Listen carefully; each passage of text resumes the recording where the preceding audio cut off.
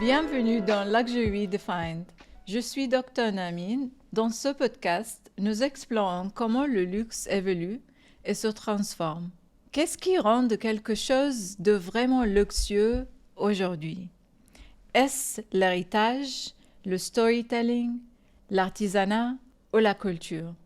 Pour y voir plus clair, j'ai invité la personne idéale. Aujourd'hui, je reçois donc Eric Béonis. Il est cofondateur de la Paris School of Luxury, directeur éditorial du Journal du Luxe, stratège chez Dark Planning et chroniqueur à la télévision et auteur de plusieurs livres incontournables sur le luxe et le consommateur. Quand il s'agit de comprendre ce que signifie le luxe aujourd'hui, Eric mêle comme personne vision, culture et stratégie. Avec lui, nous allons parler de nouveaux codes du luxe, comment la culture influence les marques et pourquoi narration, l'éducation et la psychologie sont devenues centrales. C'est parti. Alors, Eric, bienvenue. Vous avez plusieurs cordes à votre arc. Vous êtes directeur général du Journal du Luxe et cofondateur de Paris School of Luxury et planeur stratégique de Dark Planning, mais aussi chroniqueur sur la chaîne BFM Business et encore auteur primé de 6 livres. Vous avez donc une carrière très riche. Mais avant de commencer, pour ceux qui ne connaissent pas encore votre travail, pouvez-vous nous parler un peu de votre parcours? Merci beaucoup pour votre accueil. Mon parcours a toujours été sur les... En fait, mon sujet de prédilection, c'est les révolutions qui touchent de façon permanente le monde du luxe. Ce qui m'intéresse, c'est pas forcément la dimension intemporelle du luxe, mais c'est ces profondes transformations. Ça a été vraiment le message. C'est pour ça que moi, j'ai commencé dans le monde de la communication chez Publicis, où je suis resté à peu près presque 20 ans, c'est long, où j'ai dirigé le planning stratégique de Publicis et nous. Publicis et nous, c'est, pour faire court, c'est l'agence historique d'Hermès. J'ai quitté le monde des agences pour créer mon école, parce que ce qui m'anime, et finalement c'est un petit peu le point de ralliement de toutes ces activités, c'est la transmission. J'ai le désir de transmission, et cette transmission, elle passe par le Journal du Luxe, donc ce média leader B2B en francophone, enfin en langue française, sur les décideurs du luxe. Cette transmission, elle passe bien sûr par l'école, qui est une école luxe, mode et beauté, de bac+0 au niveau master MBA, donc une transmission universitaire, on va dire. Et puis le planning stratégique. Donc j'ai quitté le monde des agences pour créer ma petite agence de planning stratégique, mais qui est dédiée uniquement aux transformations luxe, mode et beauté. Donc j'ai envie de dire, le fil conducteur de ces, ouais, pratiquement, là, ça fait bientôt 20 ans que j'ai le plaisir de servir le luxe, c'est la transmission. Et quelle transmission? Une transmission transmission pour comprendre les évolutions, les transformations profondes du luxe qui se sont accélérées depuis 20 ans, tout simplement. Parlons d'abord du lien entre le luxe et la culture. Euh, Pensez-vous que la culture façonne le luxe et comment? Alors, moi j'ai une vision particulière du luxe. Je suis un fils de couturière, et couturière de femmes bourgeoises, donc c'est un métier qui n'existe plus, qui en gros est les couturières en 1960-70, c'était un petit peu le prêt-à-porter en fait. Et le luxe n'était que, pratiquement que, la haute couture. Donc, il y a cet entre-deux. Et le fait d'être un fils de couturière, et j'en suis extrêmement fier, hein, Saint-Laurent disait qu'il y avait 3 types de créateurs. Il y avait des génies, et les génies étaient, ils étaient rares, puisque à ses yeux, les génies, c'était Madame Chanel, Madame Chanel et Dior, et il y avait les couturiers qui faisaient bien leur travail là, et il y avait les couturasses qui étaient opportunistes. Donc ma mère était couturière et en fait j'ai une particularité. Je ne suis pas fasciné par l'objet de luxe. L'objet de Hmm. luxe ne me Ah, fascine c'est pas. vrai? Ah, Oui, ok. en fait je ne suis pas du tout matérialiste. Par contre l'expérience c'est autre chose. Mais le fait, mais par contre je suis fasciné par le pouvoir qu'a le luxe sur les individus. Ce qui fait que Hmm. du coup, je suis un bon conseiller parce que je suis un conseiller qui n'est pas flatteur. Je suis un conseiller qui peut avoir la dent dure, si vous voulez. Je ne suis pas dans la flatterie. Et beaucoup dans ce monde du luxe, il y a beaucoup de flatteurs. Vous savez, forcément, je vais avoir un centre de gravité français, mais le luxe français est né à la cour de Louis XIV. Donc, ici, c'est Colbert. Donc, le luxe, naturellement, a cette dimension cour. Et aujourd'hui, ben, il y a une grande cour pour flatter les Kering, les LVMH, les Chanel, et pas forcément leur dire quand il y a un problème. Et quand vous lisez la presse de mode féminine à 80%, je trouve que quand vous les lisez, vous avez l'impression que tout va bien, que le monde est extraordinaire, que le monde ne change pas, qu'on est toujours dans cette période exceptionnelle post-Covid de revenge buying où on a acheté beaucoup de luxe, les affluents en particulier. Or aujourd'hui, on vit une crise existentielle du luxe, une crise grave, si vous voulez. Et quand on pourra creuser, hein, si vous voulez, et quand on lit cette presse, bah finalement tout va bien. Alors que c'est pas le cas. Ou vous voyez, des fois quand des créateurs se trompent, il faut le dire entre guillemets. Et aujourd'hui, très curieusement, bah, cette presse qui a un rôle culturel, comme vous le mettez en avant, pour moi, n'est plus dans un travail de flatterie que dans un travail de réflexion. Et ça, je trouve que ça manque terriblement. Et pour dire oui, le rapport à la culture, il est absolument fondamental, il est clé. Donc, comme je suis quelqu'un qui n'est pas flatteur, qui va, entre guillemets, titiller là où ça va mal, comme je dis, mon métier, si vous voulez, la transmission, oui, c'est très important, mais le planeur stratégique a pour mission d'être l'avocat du client. Et l'avocat, je représente Hmm. le client, j'écoute le client. Et quand le client a des choses difficiles à dire, il faut savoir l'écouter. Moi, je pense, si vous voulez, qu'aujourd'hui, il y a un décalage entre ce que veulent les clients et ce que propose le luxe en magasin. On voit ces magasins vides, si vous voulez, on voit encore ces marques qui se trompent dans la logomania. Pour moi, enfin, vous voyez, enfin, je vois, je suis assez surpris que je suis pas sûr, par exemple, que Pharrell Williams chez Vuitton Homme fasse un travail qui soit en phase avec le luxe aujourd'hui. J'ai l'impression de voir beaucoup de logomania et je vois ces boutiques vides, si vous voulez. Donc je suis l'avocat, j'essaie d'être l'avocat du client, donc je suis à l'écoute ici. Mais ce qui est vrai par rapport à votre question culturelle, c'est qu'elle est fondamentale, c'est que le luxe a parfaitement, je dis, le luxe a parfaitement réussi le hold-up culturel. C'est-à-dire que le luxe maintenant, c'est le 12e art, si vous voulez. Et ça va plus loin. Moi, comme je vous ai dit, mon lien, c'est la révolution, les révolutions dans le luxe. Et ces révolutions, elles sont apportées par les jeunes générations, en fait. Et pour Hmm. faire court et pour répondre vraiment directement à votre question, la génération Z que j'ai étudiée, j'ai écrit 2 livres sur la génération Z.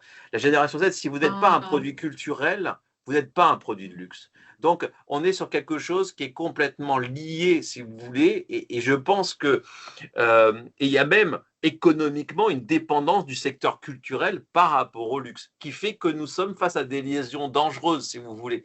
Du coup, on peut voir un luxe qui est un peu opportuniste par rapport à l'art, si vous voulez, Hmm. et avec des approches très différentes. Hein. Vous voyez, voilà. Bon.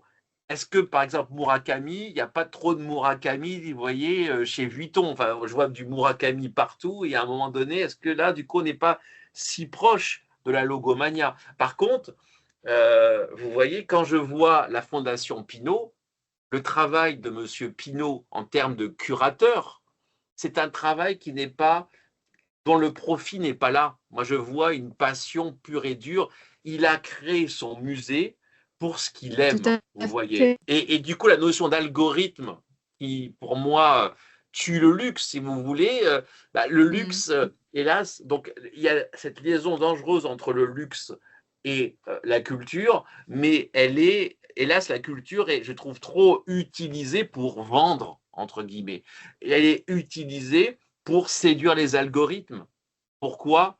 C'est tout le système aujourd'hui, mais ça on reviendra, et c'est la dictature des marchés financiers sur le luxe, si vous voulez, la dictature des analystes financiers. Moi, il y a quelques semaines, j'ai eu fait un débat contradictoire avec Lucas Solka de Bernstein. J'adore Lucas, qui est un penseur extrêmement fort. On défendait Luxotic, mais aujourd'hui, regardez l'importance incroyable dans les RP des analystes financiers. Aujourd'hui, quand vous écrivez un article dans un quotidien, vous voyez, 80% de la parole, elle est monopolisée par les analystes financiers. Donc, les analystes financiers ont un poids énorme, et en plus, sachant que toutes les maisons financières, toutes les maisons de luxe, pratiquement, sont en bourse. Donc, on est aujourd'hui dans un schéma extrêmement compliqué, et c'est amusant parce que j'ai invité, vous voyez, il y a cette semaine, Jean-Noël Capferrer, qui est un maître dans la pensée de la marque de luxe, qui disait aujourd'hui, ce que souffre le luxe, c'est le décalage qu'il y a entre, d'un côté, le consommateur qui veut aujourd'hui plus de rareté, d'exclusivité, de small is beautiful, et d'un autre côté, l'analyse financière qui veut toujours plus. Et là, on est dans Mm. une véritable tension. Oui, tout à fait, vous avez raison. Oui, oui. Alors, Eric, je suis professeur à l'université et j'ai des étudiants qui s'intéressent au luxe. Pensez-vous que la jeune génération redéfinit le luxe à travers des valeurs ou possessions? C'est une bonne question. La génération Z, pour moi, si vous voulez, elle remet en effet beaucoup de choses en question. Elle a un rapport singulier par rapport au luxe, mais un rapport que j'estime dangereux.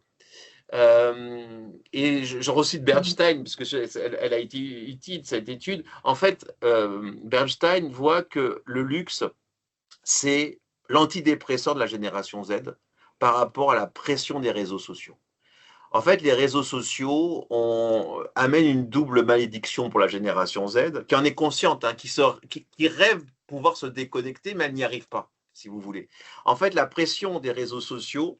Donc, en fait, cette relation antidépresseur du luxe, ça, c'est une première, si vous voulez. Ça, c'est une relation. Et très concrètement, tout part des réseaux sociaux.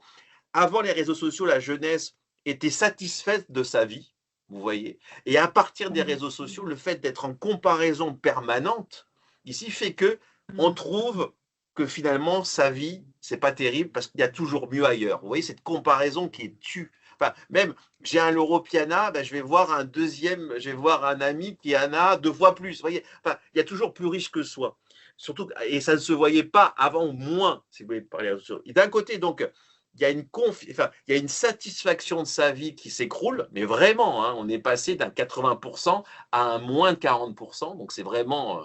Et en même temps, la poussée de narcissisme. C'est-à-dire que avant, c'était un 30% qui s'estimait, maintenant c'est 80%. Donc, vous voyez, donc, du coup, je ne suis pas satisfait de ma vie, mais je suis narcissique. Et qu'est-ce qui fait finalement la synthèse qui permet d'aller mieux? C'est le luxe. Parce que le luxe répond à mon désir narcissique, et en même temps, le luxe permet de soulager, entre guillemets, cette douleur d'un style de vie. Après, il y a des choses qui sont extrêmement intéressantes sur la génération Z, qui, je trouve, a été beaucoup caricaturée. Euh, Finalement, on a mis la Z dans une case. Cette case, c'est de voir cette génération comme une génération qui est totalement écologique, totalement obsédée par les valeurs. Et en fait, il y a le Oui, oui. déclaratif et il y a la réalité. si vous voulez. Oui, Et oui. il y a ce décalage. Certes, l'écologie, c'est important, mais ce n'est pas, hélas, je dis bien hélas, un élément déterminant du choix. Les valeurs, c'est important, mais ça vient avec avant d'autres valeurs, si vous voulez. Donc, cette génération, oui, elle est très singulière, elle a un rapport totalement, enfin, elle est basée sur le désir. Elle a un désir XXL, mais le problème, si vous voulez, quand on a un désir aussi fort, le propre du désir, c'est que le désir, ça passe. Le désir, c'est pas l'amour. Et c'est pour ça que j'ose, entre guillemets, critiquer les stratégies du luxe qui sont obsédées par la désirabilité. La désirabilité, c'est pas l'amour, si vous voulez. La désirabilité, c'est le désir, et le désir, par essence, il passe. Alors, le luxe, c'est le temps long, ça reste cette intemporalité, et je trouve que euh, la myopie de la désirabilité est extrêmement dangereuse, et finalement, cette génération Z, et c'est un peu le pitch de mon livre, c'est à la fois le moteur de l'hypercroissance du luxe, mais c'est aussi son épée de Damoclès. Épée de Damoclès qui peut être incarnée, par exemple, pour la passion des Z, pour les dupes, pour ses copies, Mm. si vous voulez. Oui, Et je vous dis les simplement un deux. chiffre incroyable. Là, euh, 70% de la génération Z trouve que l'esthétique d'un produit est plus important que la marque. Donc à partir de Ah, là, vous comprenez la copie, parce que bon, on prend la copie. Alors, ça, c'est à nuancer. Moi, j'interroge en particulier, vous voyez, pas que mes étudiants, moi j'enseigne aussi à Cambridge, et puis j'ai beaucoup de contacts à travers des jeunes internationaux. Ça dépend de la marque, vous voyez. Moi, par exemple, j'ai beaucoup qui me disent, une copie Hermès, pourquoi pas? C'est l'esthétique. On voit le succès du Workin. Mais une copie Chanel, non. Ça veut dire que pour la ah. Z, la marque Chanel, vous voyez, est plus forte que la marque Hermès, par exemple. Bref, c'est sophistiqué, c'est compliqué. Et pour comprendre, il faut être professeur. Parce qu'il faut être au quotidien avec eux. Vous les faites certainement réfléchir. C'est en réfléchissant avec eux qu'on arrive à comprendre. Il faut vraiment avoir une œuvre d'humilité complète. Mais considérer que la génération Z, le luxe, a parfaitement réussi à l'avoir, c'est une vision court-termiste. Aujourd'hui, avec la Z, c'est une bataille au quotidien. C'est vraiment fascinant ça. En permanence, déjà en fait, à Ah, travers à la fois mes étudiants, on ah, a enfin, si vous voulez, le principe de mon école, je vais vous faire une confidence. ah, J'ai quitté le monde des agences de publicité. À l'époque, c'était la mode des millennials. Il n'y avait pas de Z, ils étaient trop petits. Vous voyez, il y avait un brief sur deux qui était sur les millennials, et je trouve que les agences de publicité y répondaient affreusement mal, en se basant sur un stagiaire et une pauvre étude achetée il y a 3 ans. Et penser avoir la science infuse. Pour séduire les millennials, mais comme les Z, il faut être dans une logique de co-construction. Et typiquement, c'est le principe pédagogique de mon école, c'est que chaque année, il y a 30 marques qui viennent challenger nos étudiants, pas sur des cas, mais sur des vraies missions. Et là, on a réussi, pour moi, notre plus grande réussite, on vient de le faire avec la marque Gemio, je ne sais pas si vous la connaissez, qui est une marque de smart luxury, c'est intéressant, qui a plus de 10 ans maintenant, qui est la possession de Pauline Léniaud, qui est une amie, qui est marraine de l'école. Et vous voyez, il y a un mois, elle est venue avec un projet très clair. Les agences, on a interrogé des agences et elles n'arrivent pas à faire la campagne marque de Gemio, la grande campagne, voilà, vraiment la grande campagne marque qui doit réinventer Gemio. Campagne, affichage, les marques, les agences n'y arrivaient pas. Et hmm. elle est venue challenger nos étudiants. On a monté une équipe de 30 étudiants et je vous l'annonce, la campagne va sortir en mois de septembre. C'est ça, en fait, le cœur, la co-construction. La génération Z, elle a un complexe de supériorité créative. Si, Hmm. et là je parle en termes de management, en fait, il y a deux choses qui animent cette génération Z, et là je passe dans l'entreprise, c'est la créativité, le pouvoir créatif. Cette génération est la première génération où il n'y a pas le syndrome de l'imposteur. Nos générations, on a toujours été imposteurs, et en particulier, hélas, les femmes, il y a toujours ce syndrome d'imposteur qui est là. La génération Z, elle ne l'a pas. Je Oui, ne sais pas pourquoi, mais elle ne l'a pas. Et la oui, deuxième, voilà, donc il faut qu'elle crée. Et donc, vous voyez, quand 30 marques viennent dans l'école, elle crée. Et ça, elle kiffe, entre guillemets. Voilà, j'emploie le mot. Et l'argent. parce que cette génération est complètement, ouais, elle a l'argent au cœur, obsédée par la question de l'argent, argent souvent argent rapide si vous voulez. Donc, si vous voulez avoir des aides et les garder, donnez-leur des fonctions créatives et payez-les bien. Hmm. Je suis d'accord. J'observe ça aussi dans mes classes et je ne sais pas pourquoi ils n'ont pas cette syndrome. Ils n'aiment pas C'est vraiment clair. le Oui, management. Le management, ça ne les intéresse pas. Ouais, Oui, le handbossing, vous voyez ici, voilà, oui, circuit court, on veut décider, on fait, et puis les parties qui ne nous intéressent pas, on demande aux vieux de le faire, quoi. Vous voyez, la justification stratégique, par exemple. Il y a un goût pour la créativité, mais je pense que ça vient des créateurs de contenu. Il y a quelque chose comme ça. Et vous parlez de culture. Moi, ce qui m'inquiète, si vous voulez, c'est que la culture Z, c'est une culture qui passe par TikTok, pratiquement uniquement par TikTok. Et vous voyez, nous sommes des générations où on va s'intéresser à la littérature, au cinéma, oui. aux séries. Hélas, pour la génération Z, ce Théâtre. qui est le plus émetteur de culture, c'est les créateurs de contenu, c'est les Mhm. influenceurs. Ne pas l'intégrer, c'est une erreur. Et je vous prends un exemple très concret d'un film qui a virtuellement fonctionné. C'est le film Challenger avec Zendaya. Je ne sais pas si vous vous rappelez ce film dans l'univers du tennis où il y a un couple à trois, dont les costumes ont été faits par l'OEV et ça a été un énorme succès de Jonathan Anderson là-dessus. Ce film, personne ne l'a vu, mais par contre, tout le monde a vu les extraits sur TikTok, vous voyez. Donc, du coup, c'est-à-dire que par rapport à la culture, il y a une mise en boîte de 7 secondes de la culture, mais avec des... En fait, aujourd'hui, les patrons de la culture Z sont les influenceurs. Et ça m'inquiète. c'est très pertinent ça. Mais c'est pas mon métier. Oui. Je dis des Euh, choses qui font pas forcément plaisir, vous voyez ici. oui, Oui, oui. Sans Alors, jugement de Eric, valeur, jamais. Eric, vous êtes français. Euh, la D'origine culture espagnole. Enfin, je française. suis espagnol-belge, moi. Ah, En fait, je suis très ah, européen, j'ai le espagnol. triptyque. Voilà. ah, ok, Lyonnaise, hein, pour je vais le annuler cette... Non, non, mais non, Ah, non, mais au très contraire, c'est européen. rigolo. Alors, Ok, la culture française a toujours eu une place importante dans la perception mondiale du luxe. C'est toujours le cas ou cela évolue-t-il? C'est une question extrêmement intéressante. Moi, je vois la montée en puissance d'un luxe 3.0 qui est un luxe post-occidental. Attention que le luxe hmm, français ne vende pas que le lifestyle français, vous voyez, le style de vie à la française. Je vois une montée en puissance et ça s'explique tout simplement. Aujourd'hui, regardez, je travaille beaucoup avec Capgemini. Capgemini Frog vient de sortir une étude sur les high net worth et les UI net worth. Donc vraiment avec un échantillon de 6600 millionnaires. Donc vous voyez, enfin vraiment une étude mondiale. On voit que la luxe fatigue, elle touche les vieux pays. Et par contre, il n'y a pas de luxe fatigue dans les pays émergents. Moyen-Orient, Inde, l'Asie au-delà de la Chine, vous voyez ici.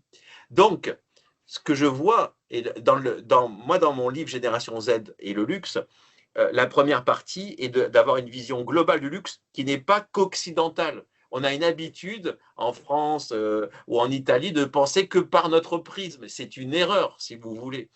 Et on voit clairement émerger ce luxe 3.0 qui n'a rien à voir avec le Web 3.0. Hein.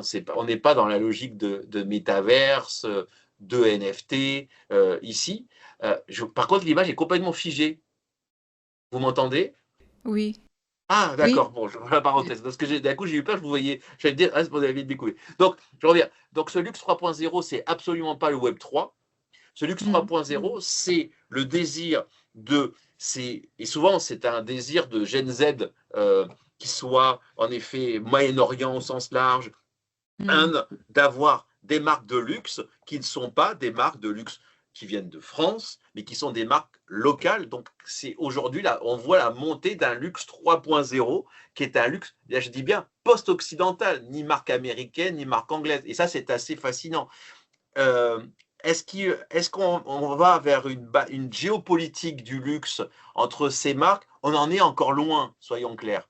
Mais ces marchés sont... En fait, ils répondent à des marchés qui sont certes moins grands, entre guillemets, mais qui ont une croissance, j'ai envie de dire, une énergie absolument remarquable. Donc, est-ce que, voilà, ne nous regardons pas le nombril luxe français, ce luxe post-occidental est fondamental et je pense qu'il a une capacité aussi à séduire les vieux pays. Oui, c'est fascinant, ça. Vous voyez ce goût des Oui, révolutions dans le oui, luxe, vous voyez oui. ici, c'en est une. Mm. Regardez, par exemple, dans mon livre, il y a un gros chapitre sur l'Inde. On voit que en Inde, il n'y a aucun complexe d'infériorité indien par rapport aux marques occidentales et on est sur de l'association entre une Mm. marque indienne, sari, bijoux, et une marque occidentale. Et finalement, aujourd'hui, ça va être au luxe de pas avoir un vieux réflexe colonialiste qu'il a, si vous voulez, et de respecter. On doit passer d'une logique d'appropriation culturelle à une valorisation culturelle de l'autre. Ça, c'est un sacré défi. Certainement, oui, oui. J'aimerais maintenant qu'on parle du luxe et l'innovation. Innovation et tradition. Donc, les deux termes semblent un peu antinomiques. Peuvent-ils cependant coexister dans l'univers du luxe, vous croyez? Je pense. Alors moi, j'ai écrit 2 livres. Enfin, j'ai écrit 2 livres sur luxe et digital au sens large, hein. Donc du coup, en fait, si vous voulez, de toute façon, les racines du luxe, c'est l'artisan.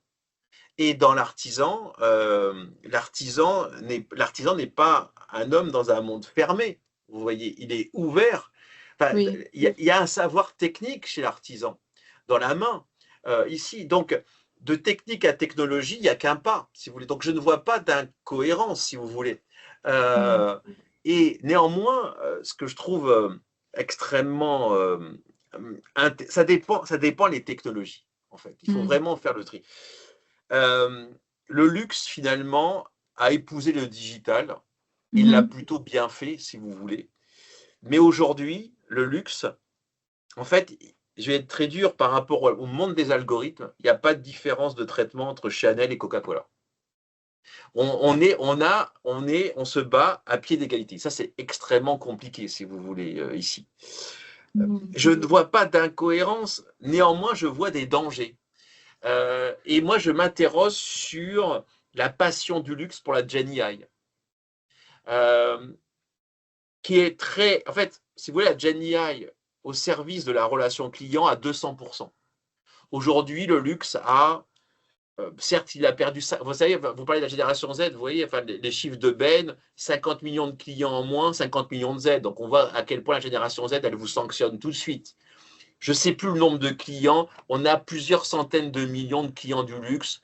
Ici, je crois que c'était 500 millions, mais je ne suis pas sûr. Quand vous avez des centaines de millions de clients de luxe, le luxe doit revenir à son essence. Son essence, c'est l'exclusivité, la rareté. Et aujourd'hui, le plus simple pour faire de l'exclusivité, de la rareté, c'est de l'expérience, si vous voulez. Donc, aujourd'hui, on est face à un défi industriel qui est cette customisation, cette personnalisation. Et pour faire une personnalisation avec 500 millions de clients, l'intelligence artificielle est juste indispensable. On ne peut pas s'en passer, si vous voulez. Là où j'ai plus de doutes, c'est l'intelligence artificielle à GenAI quand elle touche à la créativité, quand elle Mm. touche au produit, comme elle touche à sa communication. Aujourd'hui, vous savez, il y a une expression, on vit dans l'ère de l'IA slop, la purée Oui. IA, vous voyez ici. On est envahi d'IA, ce qui crée une esthétique qui est souvent laide, et en plus, on remet en cause la vérité, si vous voulez. Or, plus que jamais, le luxe, ça doit être le triomphe de l'humain par rapport à cette IA triomphante. Et on a vu ces derniers mois le luxe être tenté de faire des campagnes IA avec le main de l'homme. Et ça, Mm. j'ai peur de la banalisation du luxe si le luxe tombe. Enfin, je pense que la Gen AI, ça peut être son pire ennemi. ça peut détruire la dimension humaine, la rareté, l'exclusivité, sachant qu'aujourd'hui, on vit une crise du luxe qui est une crise de la rareté, de la qualité et de l'exclusivité. L'IA, mal utilisée, peut accélérer cette crise. Je suis totalement d'accord avec vous. En fait, parlons un peu maintenant de l'IA et des métavers. L'innovation digitale, c'est une menace pour les marques Alors, du luxe? le métaverse, moi, c'est une grande tristesse ce sujet, je vous avoue. J'ai investi dans un métaverse, j'ai tout perdu ici. C'était un rêve, parce que vous savez, le métier de planeur stratégique, c'est aussi de faire des plateformes de marque. Et pour moi, le métaverse, c'était une promesse, c'est de faire son musée permanent.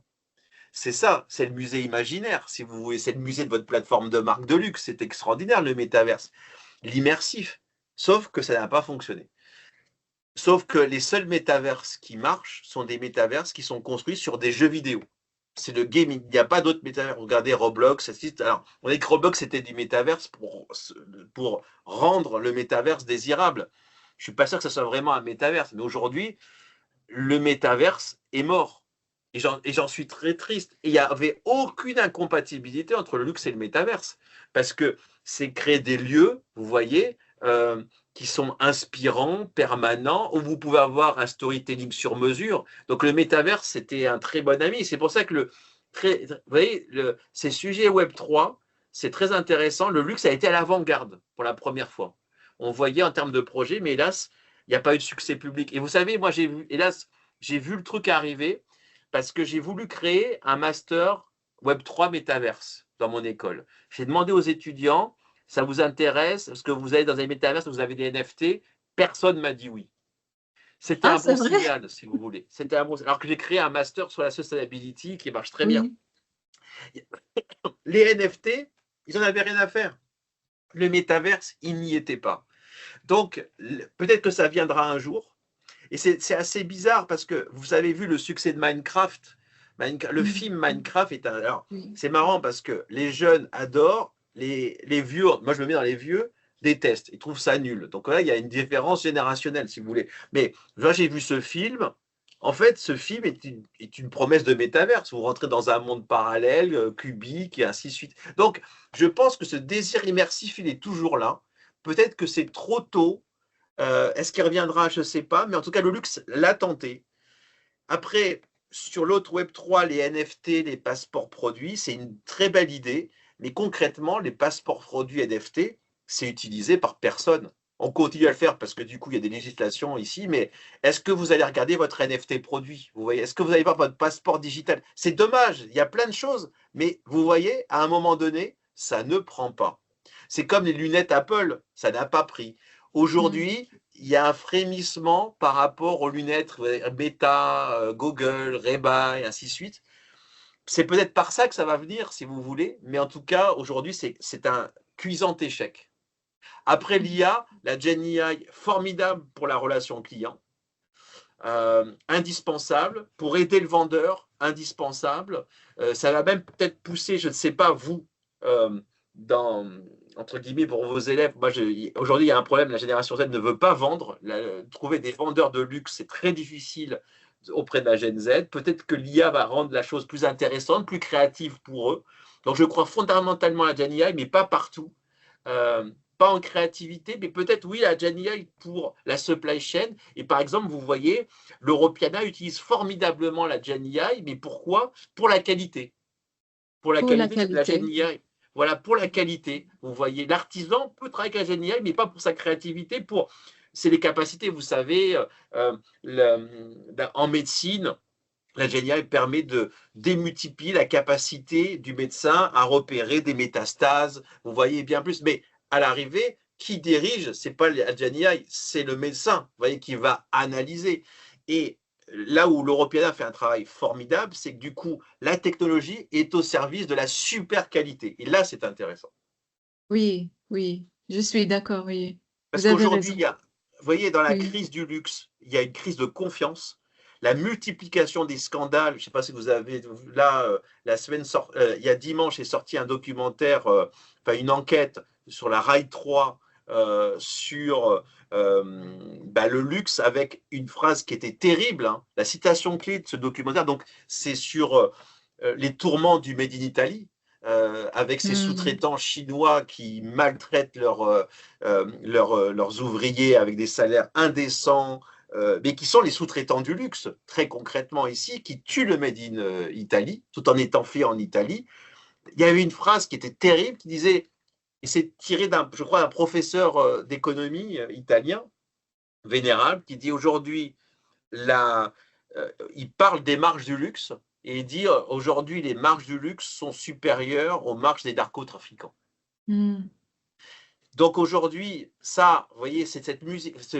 Et vous avez vu ces films TikTok avec ces pseudo-sous-traitants chinois qui déconstruisent le prix d'un Kelly Hermès en disant, mais ouais, c'est vendu 30 000 dollars, en fait, ça vaut 1 300 $ et on vous le vend à 1 300 $. Ça, ils ne disent pas la vérité, mais avec la démultiplication des réseaux sociaux, il y a une musique très dangereuse aujourd'hui qui explique la luxe fatigue. Pour moi, on n'est pas dans un reboot du luxe. Le FT, vous aviez le FT, l'événement FT il y a quelques jours, on parlait de reset luxury. On n'est pas encore dans le reset, on est dans un moment un peu sidérant, vous voyez, où on regarde les choses, mais je vois des vagues de crise, de bad buzz qui s'amoncellent et je ne vois pas une parole forte du luxe. Et concrètement, par rapport à ces brigands qui font ces films, parce que c'est du mensonge en grande partie, mais il y a une partie qui est produite, oui, en Chine, oui, c'est vrai, on le sait, il y a un besoin de transparence.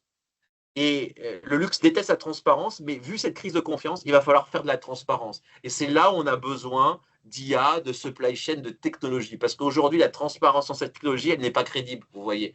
C'est-à-dire que la technologie, elle peut servir non pas à séduire, mais à renforcer cette confiance qui a été ébranlée. Oui, c'est clair, tout à fait, oui. Donc c'est un crise de confiance. Pour Mhm. moi, il y a une crise même de résonance. Le De luxe résonne résonance. moins. Il y a plus de dissonance que de résonance. Vous voyez, la désirabilité, c'est pas la résonance. La résonance, c'est d'être au cœur, en profondeur, dans la culture, ici, dans l'écoute. Aujourd'hui, il y a un problème de dissonance dans le luxe. Euh, c'est une crise. Il faut l'affirmer. Mhm. Elle se voit dans les chiffres depuis 3 ans, hein, parce que en fait, ça a commencé en 2023. On voyait déjà les prémices, hein. Regardez, je prends l'exemple de Saint-Laurent. Saint-Laurent est en baisse depuis bientôt 3 ans. Vous voyez, c'est des signes qui sont avant-coureurs ici. Oui, Oui, il y tout a une à fait. crise profonde. Euh, le luxe étant le secteur le plus résilient, il va réussir à remettre l'église au centre du village, j'ai envie de dire, si vous voulez. Néanmoins, il faut qu'ils prennent pleinement conscience de cet état et qu'ils ne fassent pas l'autruche. Autre sujet de votre carrière si riche. Vous êtes cofondateur de Paris School of Luxury. Pourquoi? C'est le laboratoire. En fait, pour moi, alors pourquoi? Parce que j'aime Ah, transmettre. oui. Euh, Parce que finalement, ma raison d'être en tant que cofondateur, c'est l'employabilité. Donc, je suis obsédé par la Mhm. question de l'employabilité et euh, l'intelligence artificielle me fait extrêmement peur pour l'employabilité. Je crois à la possibilité là d'un vrai grand remplacement parce qu'on voit l'impact de la Gen AI. Elle touche pas les seniors, elle touche les juniors en fait. Et ça, c'est terrible Oui. parce que si on ne donne pas aux jeunes la capacité, l'expérience d'être junior, ils ne seront jamais seniors. Vous voyez, c'est comme si on coupe un arbre à sa base ici. On voit que la Ah. Gen AI, elle attaque ces fonctions-là aujourd'hui. Mhm. Elle peut créer, oui, mais elle attaque. Donc aujourd'hui, il y a une menace sur les jobs juniors. Et ma mission en tant que pédagogue, c'est de trouver les matières, les compétences pour leur donner les anticorps contre cette menace, si vous voulez, ici. Donc, il y a ce rapport de l'employabilité et puis le rapport planeur. Eh bien, pour moi, c'est d'avoir créé un laboratoire à ciel ouvert pour les marques pour qu'elles comprennent ce que veulent les nouvelles générations, milléniaux hier, génération Z aujourd'hui, l'alpha demain, et qu'elles puissent s'adapter, puisque derrière ce que je vois depuis les milléniaux, moi sur la génération, ma génération, la génération X, chaque génération est porteur d'une révolution au luxe, apporte une révolution, apporte une pierre, apporte une transformation. Le luxe, ce n'est pas quelque chose de figé. L'intemporalité est extrêmement important ici. Mais voilà le pourquoi. Vous voyez, c'est défendre l'emploi, et ça, c'est du côté étudiant. Et le deuxième point, c'est bien sûr comprendre l'humilité. Travailler avec la jeunesse, ça amène une utilité. Enfin, on ne peut pas, on n'impose rien à la jeunesse, on co-construit avec la jeunesse.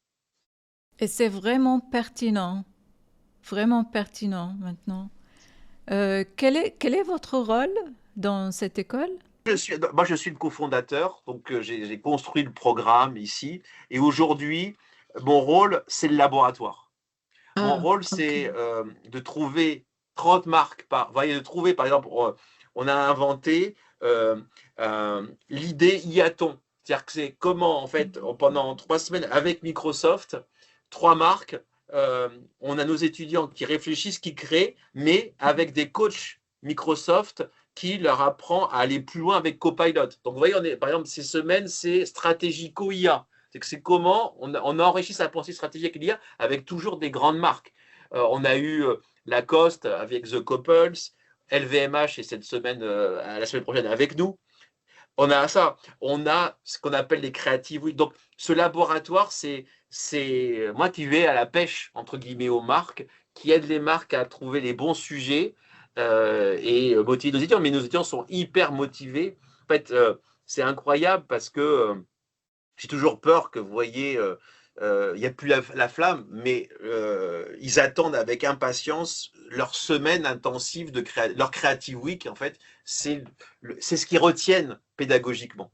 Est-ce que c'est bien ou pas? Mais vous voyez, on crée des souvenirs. Génération Z, elle veut en fait, la génération Z, on voit de plus en plus qu'elle est dans un luxe expérientiel. Elle veut que le luxe lui crée des souvenirs indélébiles. La Creative Week, c'est des souvenirs indélébiles qu'ont nos étudiants. C'est excellent, j'aimerais bien travailler avec vous. Ah bah, c'est le bienvenu. On a de plus en plus d'étudiants internationaux en plus. Ça prend le temps. Cette école a 8 ans, mais c'est assez extraordinaire parce que j'ai créé cette école de nulle part, si vous voulez. J'ai créé la marque. On a créé la marque avec Pierre Cajan et, et Franck Papazian. Donc, c'est fascinant de créer une école de nulle part, si vous voulez. On n'avait pas de bâtiment et on avait comme chance d'avoir Inès de la Fressange comme marraine. Donc, c'est Inès de la Fressange qui est là. Et là, aujourd'hui, on est avec Pauline Léniaud, qui est une femme exceptionnelle, qui est notre marraine. Et je vous dis, voilà, enfin, vous voyez, ça demande du courage. Une marque qui dit, OK, les grandes agences n'arrivent pas à trouver la campagne de pub, les BETC et autres. OK, Banco, est-ce que les étudiants le font? Et en septembre, vous verrez une campagne de pub faite par des étudiants brillants. Impressionnant, vraiment C'est leur histoire, impressionnant. c'est pas la mienne. Oui. Voilà. Alors, dans vos formations, qu'offrez-vous aux professionnels du luxe de demain qui n'étaient pas enseignés avant? Ben, en fait, si vous voulez, moi j'ai fait, j'ai pas étudié le luxe à proprement parler. J'ai eu un process, j'ai fait une école de commerce euh, et grande école de commerce et un MBA sur Internet et business. Et ce qu'on apporte et ce qui est exceptionnel, ce que je n'ai pas eu, c'est ce rapport au réel, en fait. Vous voyez, quand je dis à un étudiant pour venir, vous vous rappelez le slogan Intel Inside? Bah, nous, c'est Oui. Luxury Inside. Quand vous Ah, rentrez à Paris School of Luxury, vous êtes déjà dans le business du luxe. Parce que ah, vous c'est savez que génial. tous les 2 mois, vous allez Oui, avoir peut-être un Cartier, un L'Oréal excellent. Luxe qui vient vous challenger et qui vous parle comme des pros. Donc, il y a ce côté-là. Et même, ça crée peut-être une frustration parce qu'en fait, à l'école, ils ont le pouvoir de création, mais après, quand ils rentrent en maison, bah, c'est un peu plus difficile, vous voyez ici. Donc, ce côté réel, et puis ce côté d'être en contact avec les pros. Moi, vous voyez, quand on avait le comptable d'LVMH, on était tout heureux à l'époque. Là, aujourd'hui, ils veulent du directeur de création, ils veulent ici. Et donc, oui, il y a en fait, c'est cette immersion. En fait, la génération Z, il faut être dans la créativité immersive, si vous voulez. Donc, créativité, immersion. Et créativité, c'est intéressant parce que juste mon école, elle associe à la fois des business et les directeurs artistiques digitaux. Donc, je fais travailler dès la première année des créas avec des business. Donc, ils sont habitués voyez, à travailler ensemble. Excellent, excellent. Parce que normalement, il y a un grand gap entre le Oui, pratique et le pas du tout les théorie. mêmes. C'est pas du tout les mêmes. C'est pas du tout les mêmes écoles de coup. On fusionne dans ces moments-là. C'est pas forcément Mhm. facile parce que le complexe de supériorité créative, il est chez les business et ainsi de suite. Mais mais ça prend. Ça, enfin voilà, c'est notre rendez-vous, c'est notre signature, vous Mhm. voyez. Oui, excellent, Et du coup, on est excellent. copié par Mhm. les autres, hein. Ils ont copié les noms et ainsi de suite. Mais moi, venant du monde des agences, ce qui m'intéressait, c'est faites la com, faites les campagnes, faites c'est quoi votre TikTok, c'est quoi le TikTok Shop, c'est quoi l'expérience, est-ce qu'on met du sonore, bref, vous voyez, ici, on l'embrasse. Et je vois, même des fois, je vois des abus. Moi, j'ai vu, par exemple, les premiers recos qui sont écrits 100% par ChatGPT. Ça se voit tout de suite, en bout de 2 secondes, ils ne savent pas le lire. Donc, c'est assez amusant. On leur apprend aussi une humilité en disant, ouais, ChatGPT, oui, mais à ta sauce, relis-le. Aujourd'hui, et vous voyez, en fait, qu'est-ce qu'on apporte aujourd'hui très concrètement par rapport à ChatGPT? Oui, L'importance de l'oral. Les professeurs sont perdus aujourd'hui pour noter. Je pense que vous avez comment on note des mémoires, vous voyez, enfin, c'est oui, compliqué. Je prends oui, les tout à fait. mémoires. En fait, pour moi, on n'a jamais mis de mémoire parce que les mémoires à 80%, c'est assez, excusez-moi, bullshit. Moi, comme je vous dis, moi, LinkedIn, par exemple, LinkedIn est super important pour moi. J'ai créé une chronique quotidienne. J'écris tous les jours une chronique qui s'appelle Il est 8 heures, mon seigneur. Ça vient de Louis de Funès. C'était la folie des grandeurs. Et pendant tous les jours, j'écris. Je me lève à 6 heures du matin et pendant 1 heure, j'écris pour faire cette chronique sur le luxe. Il y a tellement de choses à dire ici. Il y a vous voyez, cette plateforme qui est là et qui est vivante et dans l'échange. Et je vois sur les mémoires, je suis interrogé, j'ai 20 demandes de mémoire, j'en ai fait au départ et j'ai arrêté parce que les questions des étudiants n'étaient pas intéressantes, parce que ça répondait à un truc hyper scolaire qui n'était pas lié au business, si vous voulez. Et ce que je dis maintenant aux profs pour les aider, privilégie l'oral à l'écrit. Parce que on peut faire, entre guillemets, on peut tricher avec ChatGPT, mais on ne triche pas à l'oral encore. Encore. Donc la Oui, différence se fait de plus en plus à l'oral. Et donc ça veut dire qu'aujourd'hui, moi, je vois deux compétences extrêmement importantes à l'ère de l'IA. C'est la relecture, l'art de se relire, qui ne va pas du tout oui, avec vous voyez, cette logique voilà, d'hyperconsommation des contenus. Et d'un autre côté, l'oral, le charisme, mhm, qui oui. devient de plus en plus, enfin qui a toujours été important, mais qui devient encore plus important à cette ère de l'IA qui permet de faire un devoir en 2 secondes. Maintenant, pour clore notre entretien, j'aimerais vous poser quelques questions. Vous parlez souvent de dark planning. Qu'est-ce que c'est le dark planning? Pouvez-vous Non, m'expliquer? oui, oui, oui. Oui, c'est le don de ma société. Pourquoi? Parce qu'en fait, moi, enfin, avant de rentrer dans le luxe, j'étais planeur stratégique pour le digital. Et à l'époque des blogs, vous savez, l'ère des blogs, on était dans l'anonymat. Il y avait quelque chose d'anonyme. Et à l'époque, donc, je travaillais chez Publicis et j'avais envie de parler des clients, j'avais envie de parler en toute liberté. Or, quand vous travaillez chez Publicis, vous n'avez pas une liberté de parole, vous ne pouvez pas parler. Bah, vous voyez, vous devez réfléchir à 2 fois parce que Publicis avait des clients partout, dans toutes les marques étaient clients chez Publicis à un moment donné. Et moi, comme je vous dis, je suis dans un principe j'ai la dent dure. Pour moi, ce qui est très important, mon luxe, c'est le sens critique. Vous voyez ici. Le sens critique est un luxe aujourd'hui, l'art de la nuance, si vous voulez. Et donc, je voulais avoir mon franc-parler, et donc, j'ai créé le premier blog d'un planeur stratégique anonyme. Et la façon de dire planeur stratégique anonyme, c'est devenu Dark Planner. Donc Dark Planner, c'est mon pseudo de blogueur où je l'ai fait avec un ami qui est Thomas Mondo, qui a créé son agence, lui aussi qui s'appelle Bon Ami. Et de Dark Planner n'existe plus, ce blog n'existe plus, mais j'ai gardé Dark Planning sur ma société de conseil en fait. Ça vient de là. Donc planeur stratégique anonyme, Dark Planning. Pourquoi? Pour être l'avocat du client en toute liberté et pour jouer de la nuance, vous voyez, et de l'esprit de contradiction.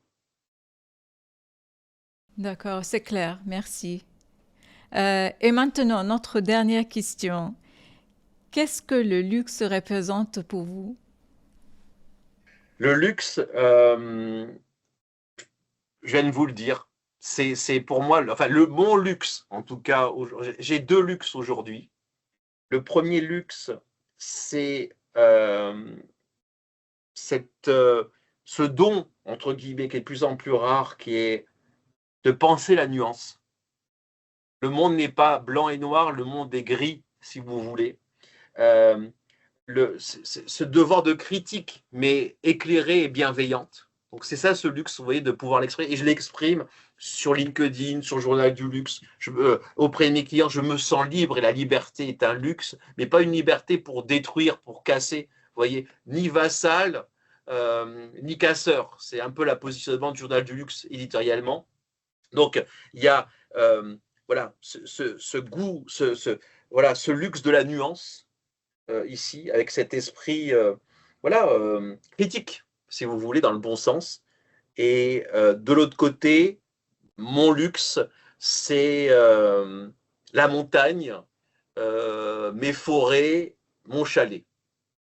Ah, c'est très joli. Loin, loin du bruit, du brouhaha, des algorithmes et de la ville. En fait, comme moi, ce que j'adore faire, c'est des observatoires.